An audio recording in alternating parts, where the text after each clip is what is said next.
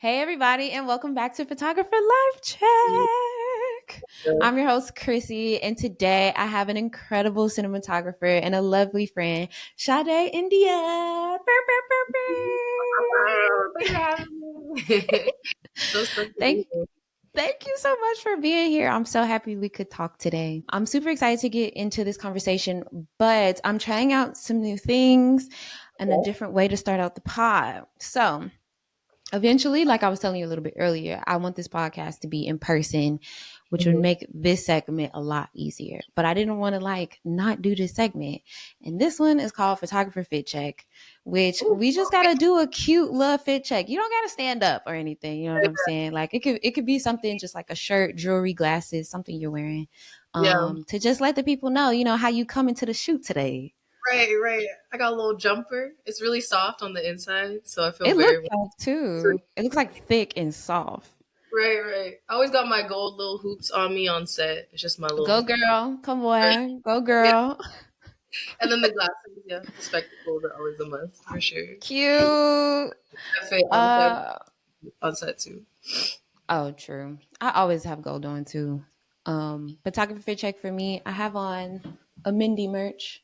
I just Hey, love Mindy, we love I it. love a Mindy's music. And then this shirt is just so beautiful and the colors are perfect. So had to put on my a Mindy on. Shout out to a Mindy. Shout out Mindy. Beautiful. Okay, so let's get into photographer life check. And for those of you who don't know, photographer life check is literally just a life check in.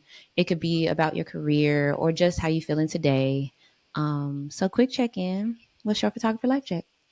Hey. I was reflecting on this actually because I think it's important for photographers to check in on themselves and check in on each other. Like I love like the community that we've built out here in LA, and I love how you want to be transparent about that as well. But I would say like my photographer life check right now is just very transitional. Like I'm kind of going back to school right now with this artist residency that I'm doing. At the film Hey. which is really dope. I'm really excited about it. It's like it's basically like a simulated independent studio system, and we're making our own original shorts, and it's going to be like programming and slam dance. So it's like a great, just like community Oh my God. experience, which is dope. Like it feels like I'm going back to film school in a way where I'm like going to class and I'm like meeting with directors, Yeah. talking about ideas and riffing, and it's like bringing back that like that experience of play that I love so much when I was coming up, and so a lot of like work has been put to the side to really just focus on this transition and like focusing on kind of shifting my portfolio too and going from more so commercials into narrative and long form feature. I'm excited to talk I'll get a about little praise. that. I'm praying that'll be dope. Okay. Also, congratulations. That's really cool. How long have you been in the residency? So it started in February, so and then it's going to be going until Hey. June, so it's practically all year, which is wow. Yeah, That's so I'm beautiful. I excited. mean, who else would they choose? I mean, come on. I appreciate it. Shout out to the residency. And I'm really excited that you said that you're in this transitional moment because you do have a ton of commercial work. Hmm. And I wanted to talk about it a little bit, but one thing that stood out to me, and I guess for folks listening, I'm not new to Sade's work or even like speaking to Sade. Like, I feel like we're pretty good photo friends. We've worked on projects together. She was in a photo series that I shot called Photographer's Site. Yes, I love that. So, you know what I'm saying? Like, this isn't brand fresh and new necessarily in terms of like my understanding of your work or anything. And I am just a consumer of your work outside of like being up here in this space. Mhm. But one thing we haven't talked about that I was really curious to learn about you is it seems like community organizing is really important to you as a person and also essential to the work that you do. And I feel like it shows up very evidently in your work. Mhm. And I guess I have a couple questions around that, but I'm wondering to jump off which came first. Were you like a kid, early age, just already deep in your community organizing, or did you find your love for photography and film and then figured you'd utilize it for some community work? That's a good question. Because, yeah, that is a big part of my identity as an artist. I feel like from even when I first started as a cinematographer, but I actually started organizing when I was in college. I went to a school out here in Pasadena, and it was like classic traditional film school vibe, but the biggest thing was a lot of the curriculum lacked a lot of like diverse representation. So a lot of the filmmakers we were learning about were Eurocentric filmmakers, and they didn't really reflect a lot of like who was in the class as well. And so for me specifically as a Black filmmaker, my best friend in college, she was an Asian American filmmaker. We were left out of so many conversations. And so Mm, there was this startup group called Anti-Racist Classroom, and it was started by a few other Black art students that were in a whole different program than the film program. But we ended up kind of organizing at school because we were feeling the same core issue amongst departments. So like even in the fine art or in the photography, it was just naturally. diverse representation in the educational curriculum. And so we started this thing called Anti-Racist Classroom, and we were literally having these larger conversations with our professors and holding them accountable, and also doing Wow. like workshops outside of the class system. Like we were basically those students going the extra mile to make sure that like identity wasn't lost in our art, essentially. And so like having that community in college really just kind of set this tone for the rest of my organizing. I wanted to like keep the conversation going because I saw that even outside of film school, there is so much structural work that needs to be done. There aren't many Black women, Black folks, period, in the cinematography field, let alone in the whole filmmaking industry, you know? And so Hmm. a lot of my organizing work kind of was a catalyst of that. But then since then, I've been able to work with this nonprofit called Made in Her Image, where we host film camps for young women and non-binary folk of color, which has been just super inspiring because I didn't really have many resources as a filmmaker coming up. I didn't have a film camp. I didn't come from a Yeah. community of filmmakers. I was very much so like came from a really small town where being an artist wasn't even like conceptually an option as a career. And so being able to offer that up for the next generation has been like so important to my process because it's like I don't want to be the only one. I want more of us to be fostered in. And it's like, if I'm getting in, I'm going to creep the door open so more of us can creep in as well. You know? Okay. Yeah. It's so interesting too. I completely resonate with that idea of like this wasn't even conceptually an option. Yeah. And somehow we still found ourselves here. So I'm really proud Right. that you've done this work. But I do want to pull up Made in Her Image real quick so the people can see. Of course, as usual, all these links will be in the description box. But I mean, y'all made a beautiful website. It needs to be seen. So I'm about to show it right Yeah. now. Shout out to Malachi, the co-organizer. She's so great at the design aspect. Like, that's what I love about it too. It's like all like Black women ran, and it's like our vision is from behind the scenes too, in front of the camera too. And so we shot this whole curriculum that we're looking to launch eventually. We'll see when it comes out. But we recorded Hey. me. I was doing like a little bit of a cinematography breakdown. There's a gaffer, a shooter, incredible director. Kay, Asian American woman, gaffer. She's incredible too. This is so She's tight. done lighting on most of my projects. So it's like just Hey. being able to learn from other women in the industry is also so pivotal too, because it's like you already know we bring our own sauce, we bring our own flair, and it like just feels way more intentional. Denise Was Davis, that Secure, Naoe? I think that's how yeah, you say her name. Naoe, yeah, incredible. Naoe. Yeah. Yeah. Hey, shout out to Naoe. I also love that this is the header too, because one thing that most of us being Black women, but people of color at large, I think when we go to certain websites, we definitely look for ourselves at the Hmm. top, Hmm. especially when we're looking for places where we could find support or places to support.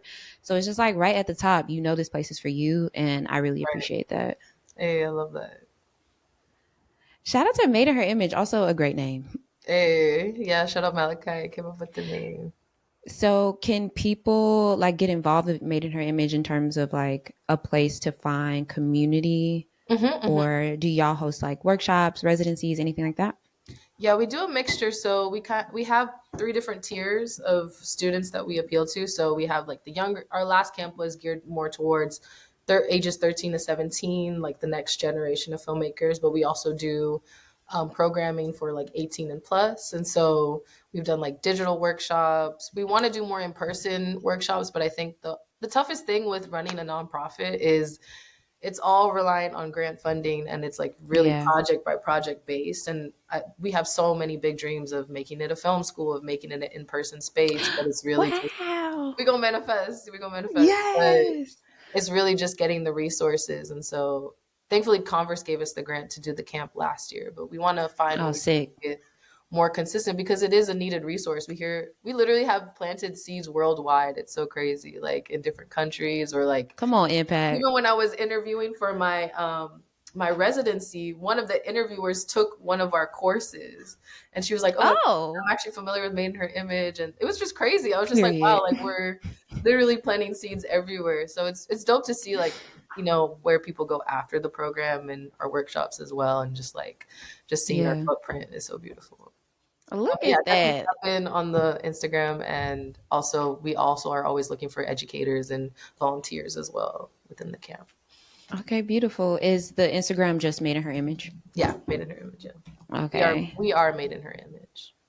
We are. Okay, got you. Very cute. I like it. Thank you.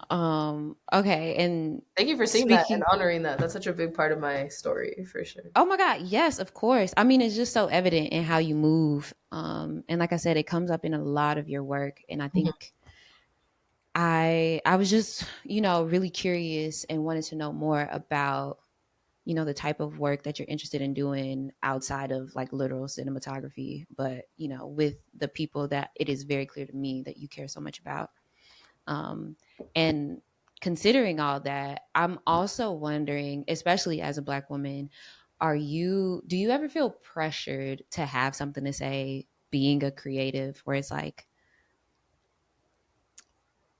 I guess the question is sort of like, is it ever also a burden to be like, Mm, since I am the only one here or one of the few here, I have to do this thing? yeah, yeah. Yeah, I mean, yeah, that is really real. There's like more pressure to come correct when we're in these spaces. Like for sure, there's definitely been moments where it's like I'm representing a whole world of Black women cinematographers, and I need to make sure that everything I represent and stand for is intentional and also like well thought out. And so, yeah, I think just Which is unfair mindset. and It's a not lot of real. self talk. What'd you say? I said, which is unfair and Which not is a lot real. of pressure, right? Okay, thank you for saying that because I always Girl. wondered too. I'm like, am I the only one noticing this? Because it is true. It's like it's a lot of pressure. It's a lot of pressure. Even within Black women photographers too. You know what I mean? Like Hmm. when we show up to like shoot a event or like a show, a concert or something like that, and we're the only one there, we're representing a whole community. And it's like people hold that weight on us even in the workplace where it's like if we mess up then we're messing up for everyone. That's not a fair standard to put on us in the workplace at Yeah. all. Like yeah. So And no one it's else has this standard. yeah, it is tough. I think my Leo mindset, I'm always like, okay, I'm always gonna do my best Oh, and be the period. best. Oh, So I feel like you're that my kind of sister helps sign. with that. But it's like, there are those moments of like pause where you're like, oh yeah, this was very emotionally taxing. I had to really go the extra mile just to be normal, and that's Hmm. really tough to navigate too in certain spaces for sure. That's real. That's so cool. You're also my sister sign. When's your Hey, birthday? August 4th, Libra Oh, rising August Taurus moon. 4th. There's a lot going on up here. Oh, okay. Yeah, it's a lot. It's kind of like a tug and pull kind of vibe. I feel like. I feel like mine is also a tug and pull What's your throughout my rising and whole chart. your moon? I'm a double Aquarius and my moon is a Oh, Scorpio. okay, interesting. It's a lot is going on. Yeah, that's actually very interesting. Right. We need a study on how that intertwines to like image making as well. I feel like that could be interesting. Ooh, that would probably be such a cool project and That would be like sick, actually. talk to actual astrologers and things. I like That this. could be interesting because I feel like my That could be Leo cool. perspective, like with my image making, I'm always like, how am I showing the best version of someone or how am I amplifying someone Hmm. or showing them in their best light? I feel like that kind of plays into my zodiac mindset, I think. That's real. And then I'm wondering, in that same regard, it's like in those moments, what is your moon telling Mm-hmm, you? mm-hmm, mm-hmm. That's Okay, let's get interesting. on this. I I like know, right? this. A little side quest. That's a Right. side Another part. little side quest we're going to take. Yeah, that's Uh, funny. okay. So I don't know if you know, but you're the first cinematographer on the Hey, pod. Hey, hey, milestone, a milestone. One thing about lovely. me, I love a milestone. So Because of that, though, I would love to get down to the basics of things. Hmm. For folks who may not know what cinematography is, can you just explain what does it mean to be a cinematographer and what is your role on sets? Yes. It's funny because I've asked this like by so I many know people. you I've asked are. Oh this no. by my family the most, honestly. Like they still don't truly know what a cinematographer is, and I explain to them every single time I see them. But a Bruh. cinematographer is essentially in charge of crafting the visual language of a film or project. And so what I do specifically is one, craft like the lighting language of a story, and also camera and lens looks. And so for different short films, for example, I craft different lenses that feel intertwined with the story. I think as image makers, Mhm. we're always trying to see how our technical decisions are dictating our storytelling as well. And so that's kind of like our life's mission is like, how are we intertwining the technical with storytelling? And so even for commercial projects, I try to be very intentional with like pinpointing lighting references and making sure that it's amplifying our brand's mission or our talent's mission or amplifying them in the right light, essentially. Mhm. So it's a lot of kind of like a lot of technical work in that Yeah, it's like regard where it's you have to know technical your and gear. creative, essentially. Yeah, yeah. Yeah. And also just Um delegating to crew too. I think the biggest pressure that a cinematographer goes through is quote unquote what they call making our days. And so making sure that we're delivering the crew to the finish line and making sure that the crew is delivering what we promised creatively to the client or the director or the creative director or the talent, etc. mhm. Thank you so much. Yes. Okay. So knowing that, I like to think that how I think about cinematographers is I think you guys are one of the best on set at translating your imagination. I Hmm. think, and that's one of my favorite things about cinematographers. It's like you guys have to know the gear and then also have the imagination to know what it'll look like, Yes, yes. and I love like it. putting those together. So I want to pull up your website and let folks kind of get a little preview of the work that you do. But I am very curious while I do that. What are you deeply imagining about right now? Mm. I'm working on this short film in New York this week, actually, that I've just been just so inspired by lately. I think it's a new look for me, and I gravitate so much towards Black family dramas specifically, and so we're Mm. gonna be shooting in a traditional brownstone, and it's all like rich, warm, like brown tones, and we're playing with some filters Ooh. on camera. There's this filter called the chocolate filter, and it just brings like this just like rosy warmth to the overall image, and so Oh my God. just kind of romanticizing, just like the black family structure, but then also it's interesting because it is a project that is deeply commenting on grief as well. And me and the director have been dissecting what grief looks like within the black community. And it's just like across the board, we really bonded over the fact that it's like when we are grieving, we're not just sitting in like a blue room. You know how like they make certain films out to be where it's like you're grieving and you're in a blue room and it's dark and it's really like gritty, but like for us, we see like vibrant, warm lamps and color and smiles and Mm-hmm. celebration of like the life that was lived. And so that's something that we're really trying to translate into the tone of this film. And it's just been just inspiring to kind of tackle building out. That's beautiful. Can we get into your more narrative work? So the Yes. film that you're working on in New York, is that also a narrative piece? Yes, it is a short film with this incredible director, Okay. Ty Lee. He's killing it. Hey, okay. So let us know, like, what made you want to do this transition? Was it always like a part of the dream?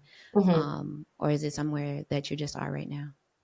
It kind of was always a part of the dream. I think coming up as a filmmaker, I always knew that I wanted to make Black independent films. Like that's always been my end goal. But I think I went on this little side quest and did some commercials here and there. And it's been really fun too. Like I've been able to work with some incredible leading women, Meg, of course, and play with Mm-hmm. different lighting looks and get all the toys to see what they do, you know? And so now I know what everything does to really transition into the narrative world and be more intentional now and kind of pull back and focus more on like what am I trying to say as an artist and what kind of legacy do I want to leave with my work, I guess. I know that's like a big big thought to kind of think That's, towards. that's But a it's like, big what am question for I? yourself. Yeah, it's a big life question, but I think that's what I've been reflecting on this past year is like, what am I trying to say as an artist, and like, what am I putting out that's truly me? You know what I mean? And I'm still going on that Hmm. journey. I'm still figuring out what that looks like. You know?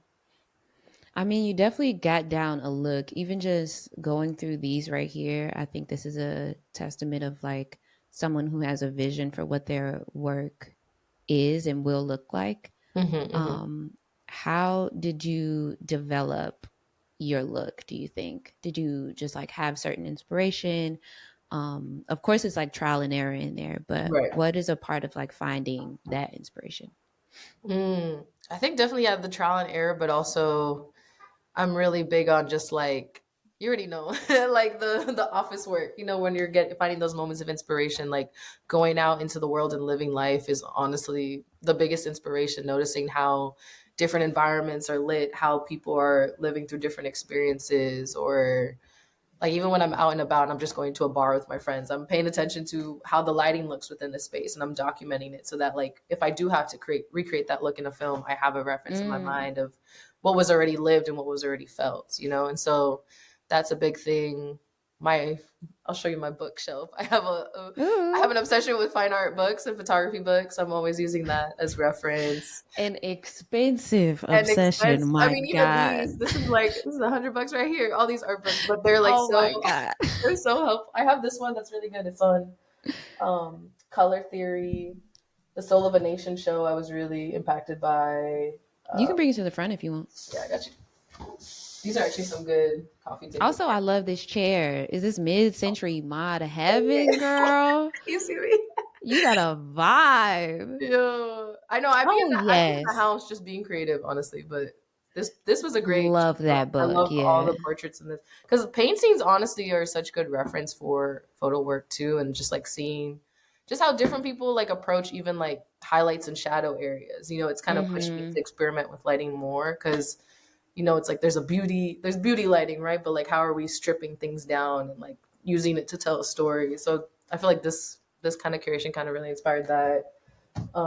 This color theory book is just a helpful resource. Like, obviously, this is not the kind of book you read front to back, but it's like a good, it's Right. like a little artist dictionary. You go back and you reference it when you need it, type of vibe. I too have a color theory book that I keep. Yeah, Is it on in here? deck. No, it's not in here. Yeah, I keep it on This one deck. And too is plus, good. they always have good. Oh, the new Black This Vanguard. one Come is on. the classic. Yeah, Oh my God. Um, I'll also throw these books in the description box for folks who are interested and maybe haven't heard of them.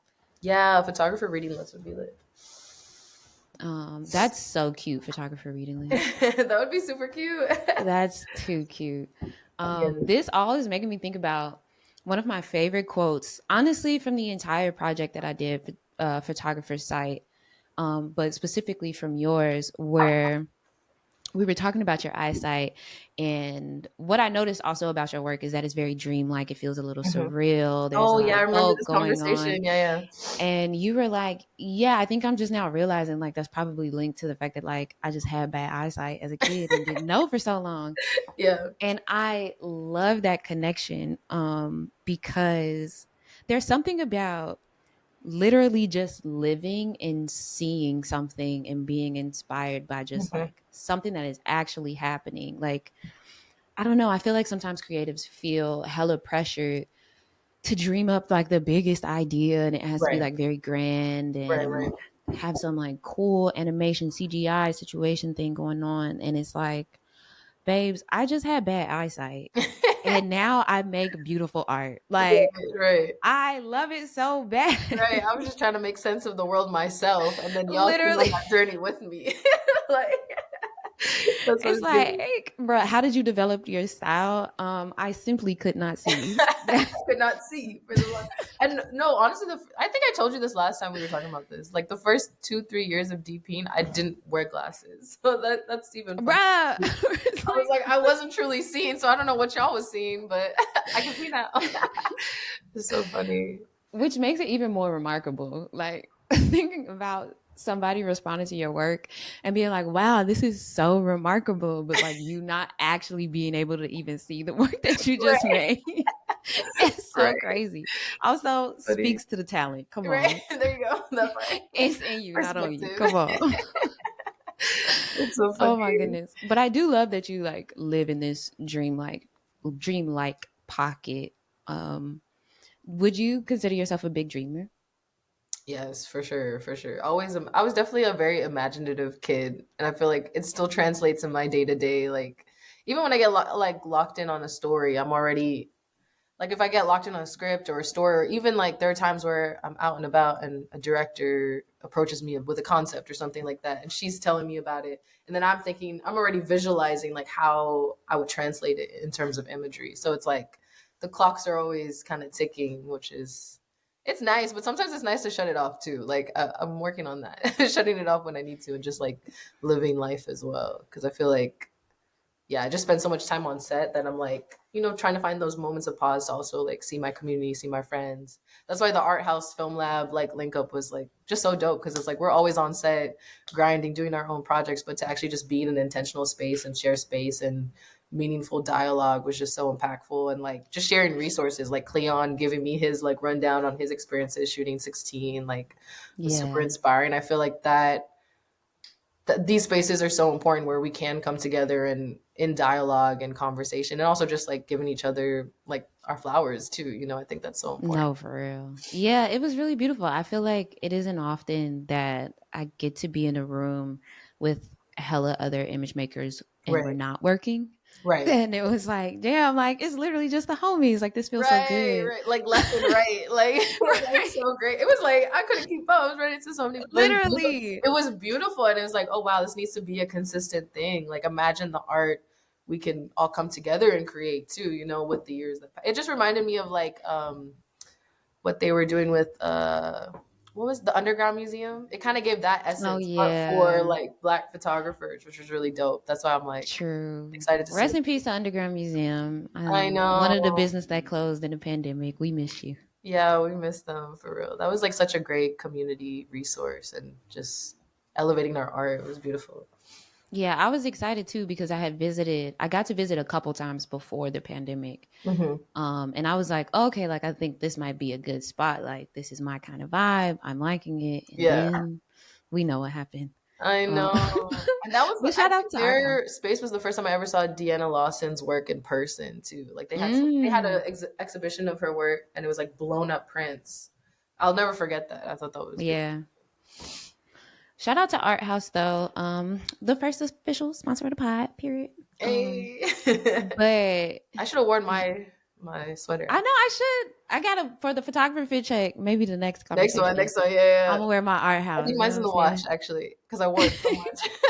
Come Which is a good on, thing. Which is a good a thing. real supporter, a real friend. Right. That's funny. But yeah, that community from Art House is just so very special. Shout out to Sid Yeah. and Tony. Um, but this is making me think about the community that you come from, which for the girls that don't know, Sade is from Belize, Hey, which is so beautiful. I can't wait to visit. And before definitely. we get into the things, I'm very curious how you think your home country has maybe helped you develop your style or insight now also.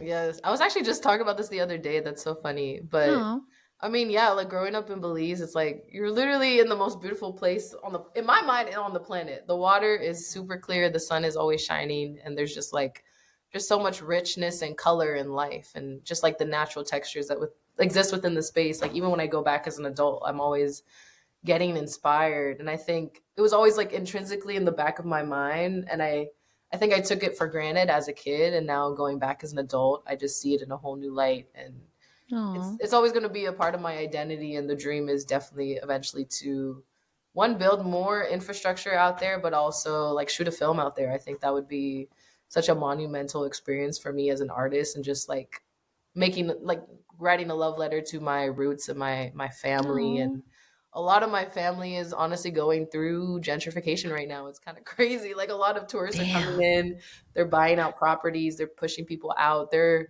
building. There was actually a protest this week. Someone posted, I just saw it this morning, where a lot of tourists are coming in and they're building rocks on the beaches, and it's um, basically bringing dirt into the ocean, but also like slowing down the tides, and it's just like not good for our beach structure out there. Yeah. And so a lot of the locals came and they pulled the rocks off the beach to like kind of reset it, but Yeah. the guy was like calling the cops on them and all this stuff, but it's an illegal process that they're doing with like to make their Airbnb look better. So it was just like heartbreaking to see my own community in that light. And yeah, a lot of the locals are getting pushed out. And so I think creating more conversations around that, I think would be really interesting to like go on and just like raise more awareness, because it is a beautiful place, but also we don't want to lose sight of it. You know what I mean? People are coming in Yeah. and taking advantage of it. And that's what people tend to do with the Caribbean a lot, which is so unfortunate, you know?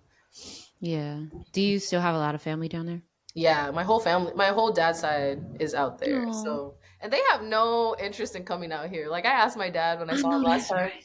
I was like, "Do you want do you want to come visit or anything?" He was like, "No, I'm Nah, fine. he said I'm no. fine where I'm at. Y'all got a lot going on out there." And I think that's true, honestly, He because said, "Baby, come on down." Like, yeah, they're very much so like we come there. My grandma is coming out here for the first time in a while, which is gonna be oh, really dope this cute. summer, which is gonna be dope. Just to like show her how they don't really understand what I do or what's going on in my world, but are always rooting for me, from the outside looking in, which is dope.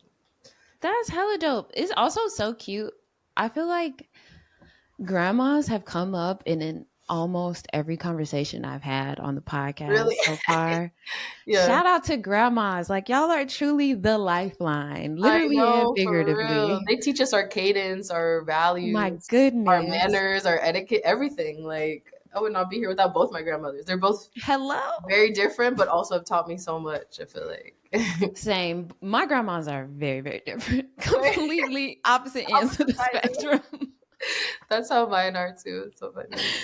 Oh my goodness. There's also like a pretty decent um Belizean community out here. Yeah, yeah, 100%. I've been meeting a lot of, especially Belizeans within the film industry. Like, True is an incredible like composer. True is so True was killing incredible. it. He's He did a LA live right show the other now. day, and I mean, Yeah. it was like no, it was a few months ago, but he did a live show, and I just like pulled up randomly, and I was just so inspired. It's like it's a dark room. It's like very low key in Chinatown, and he's on his Kanye shit, like just making incredible intentional art. I thought that was really inspiring, and so we've been trying to create something for Belizean artists out here. I think that would be really Oh, that'd be monumental because I've been sick. meeting so many, and they're all looking for a resource and a community, which Mm, is really dope.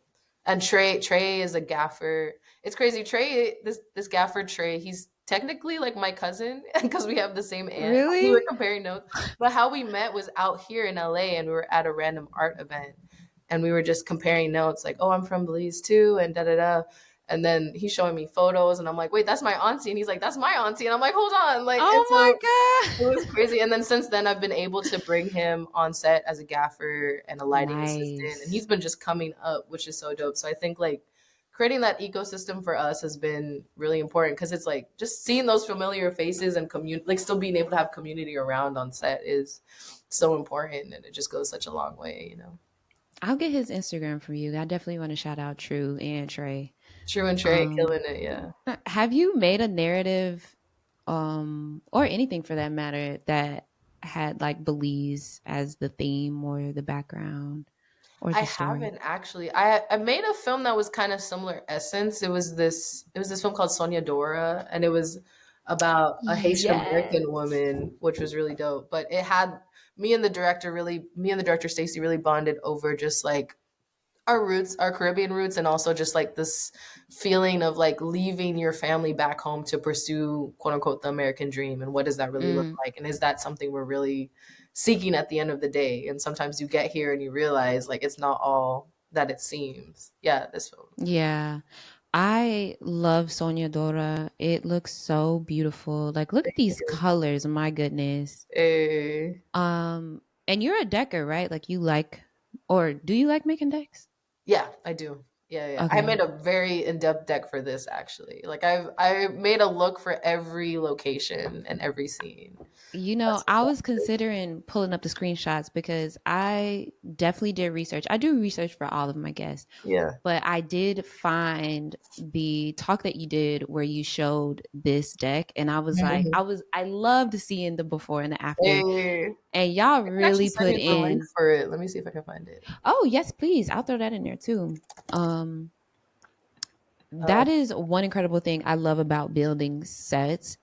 Shout out to production designers for real. right, they killed it on this. My goodness, like I want to zoom in. Uh, Y'all just gonna have to watch it because the still isn't giving everything it needs to give.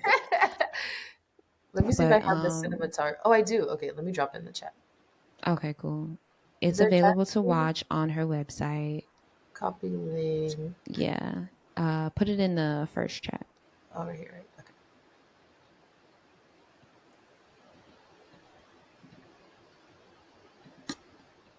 Oh yeah, I really enjoyed doing that B&H talk. Just it was so beautiful because it was like I was just so passionate about putting that together, like talking about how to craft a visual language for a film. Because I'm always pushing other fellow image makers to just be more intentional with their process and make sure that every decision is servicing the story essentially instead of just like showing up and shoot and just like seeing talking to people after the talk and hearing what they took away from it was super inspiring. Like one kid, he was like in college and he took a whole page of notes, and I was just like, it was so heartwarming Oh, to see like those are the resources I wish I had. So I'm always like so keen on sharing, and giving back. yeah. I think you are just a well of knowledge. So I really appreciate you sending this link too. Hey. And I'm sure folks will just love. I mean, we already have so much to put down there. We got books, we got We people, got books, we got we this. got One thing links. about me, I'm gonna leave y'all with the resources. Yeah, Okay. that's funny. Beautiful. Okay, well, let us stop right here. We're going to take a quick break and we'll get back into our next segment. Today's episode is brought to you by Art House, the first Black owned film lab in the city of Los Angeles. All my photography homies love Art House because they specialize in C41, black and white, E6, and ECN2 processing for both 35mm and medium format film, all while using a custom built cinema scanner to get you those stunning movie quality stills. So go pick up and drop off a roll at their new location in Chinatown and check them out at arthousefilmlab.com or arthousefilmlab on IG and tell them we sent you. And we're back. Okay, so our next segment is also a little bit of a new segment that I really love because I read this book, Photographs Not Taken, Mm-hmm. that is just an idea that I think about a lot. This book is a collection of essays from photographers and image makers about the photographs they never took that they wish they could have. Oh wow, Um, this is a thought I have all the time. I think about the photographs I have never taken a lot. So I'm very curious to learn what photograph have you not taken that is always on your mind? yeah. Wow, that's a good question. If you want to give you some time, I can go first, but Yeah, you go first. Let me think about mine a little bit okay, okay. because I feel like that is yeah, that's a good question. Okay. So there's this one, it was last year. I was walking down the street. It was maybe 8 o'clock. So it was dark, but not like super, super dark. Mm-hmm. And there was a fire truck, and they had just put out a fire. It was before the tragedy of all of the LA fires. It was a much smaller fire. They had just put out the fire though, and there was a firefighter standing on top of the truck, just perfectly underneath a street light. Mm-hmm. And the way I was walking towards him is I saw just kind of like the silhouette of like the side of him. And because it was dark enough, the front of him was a silhouette, but he was kind of backlit. And then you get the lights from the fire truck. It was just the most beautiful scene. It looked so powerful, so eerie at the same time. Cause I'm also like, what am I walking up on? Like, oh my Right. God, what's going on?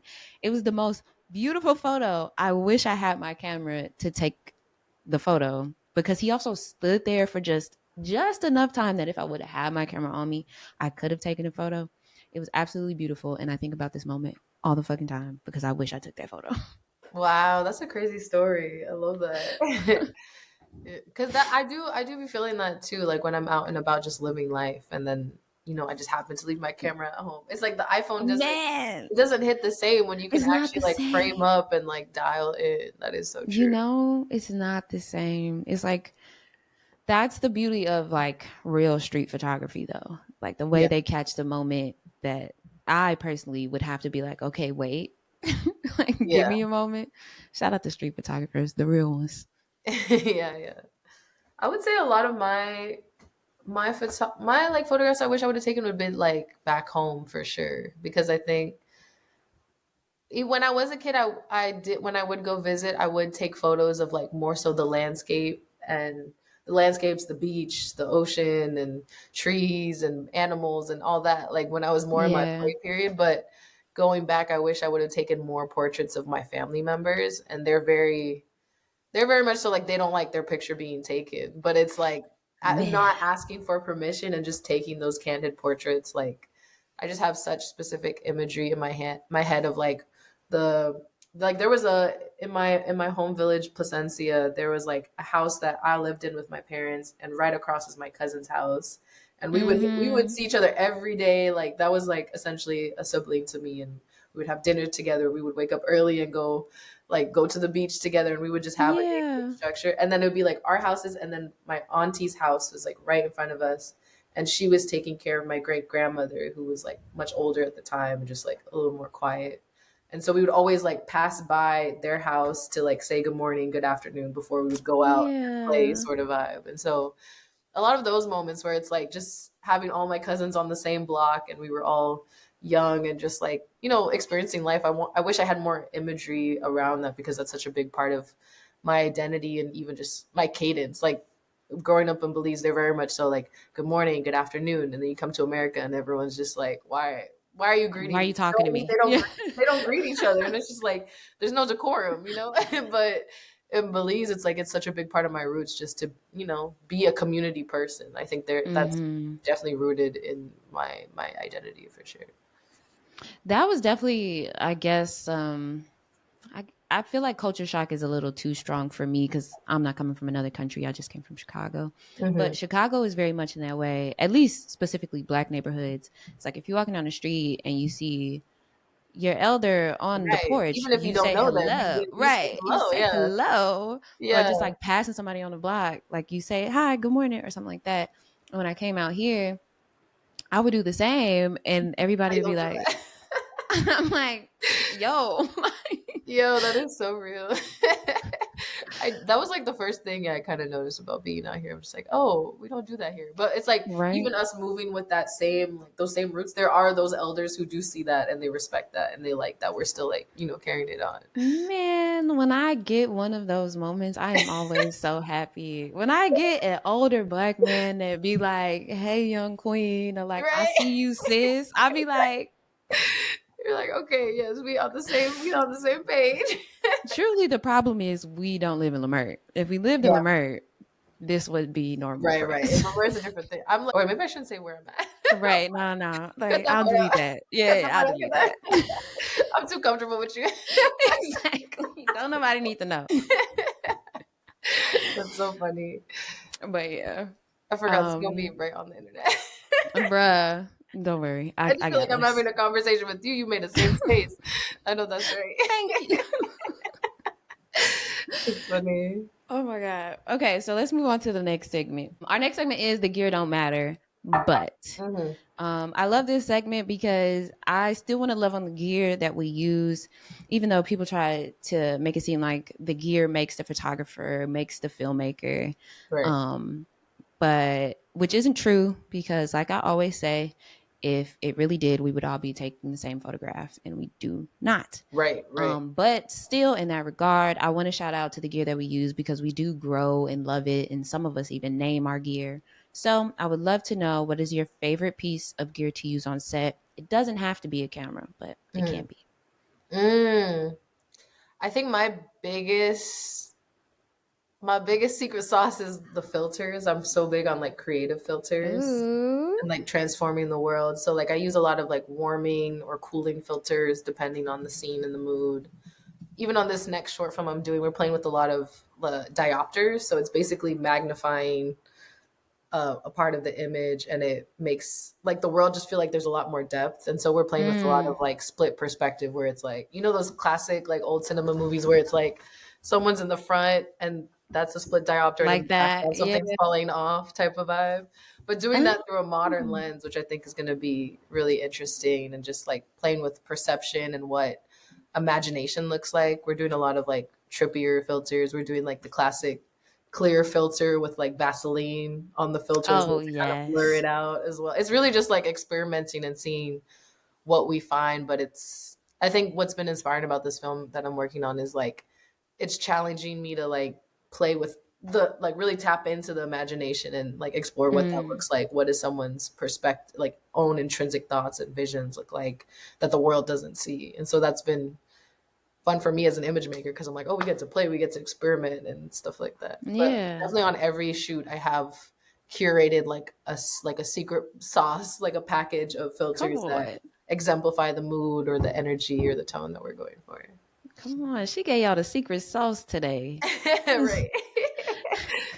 Little gems throughout. Hey. Okay, beautiful. And our last segment is the shoot your shot segment. That's hard to Mm-mm. say sometimes. Shoot your shot segment. Hey.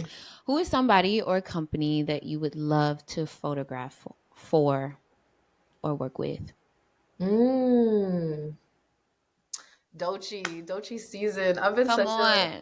I've been such a fan of Doechiiiiii's like whole journey, but just like how bold she is with her fashion, with her energy, with her performance energy, to do like a music video or like a visual album sort of deal for her would be so dope, just because Ooh.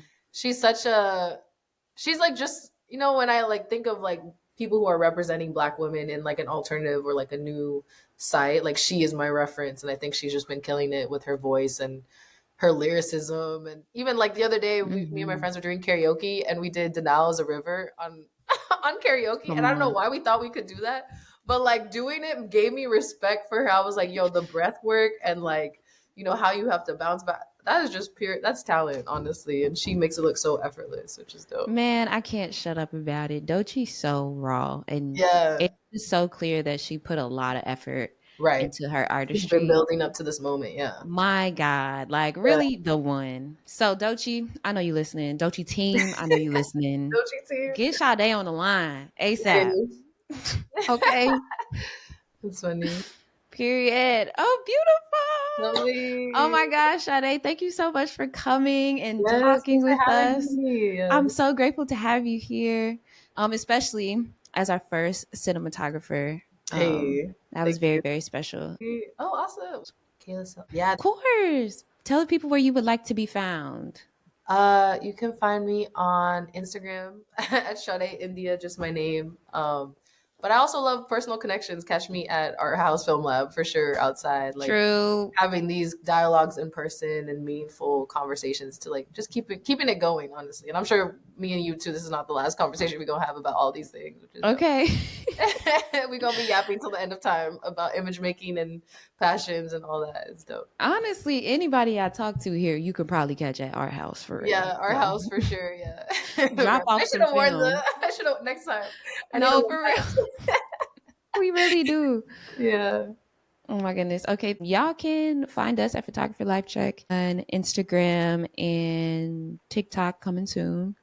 You can subscribe and follow on YouTube, Apple, Spotify, Amazon Music, iHeart, literally anywhere you get your podcast. And if you have any questions, any suggestions, people you want to see, you can hit us up at photographerlifecheck@gmail.com.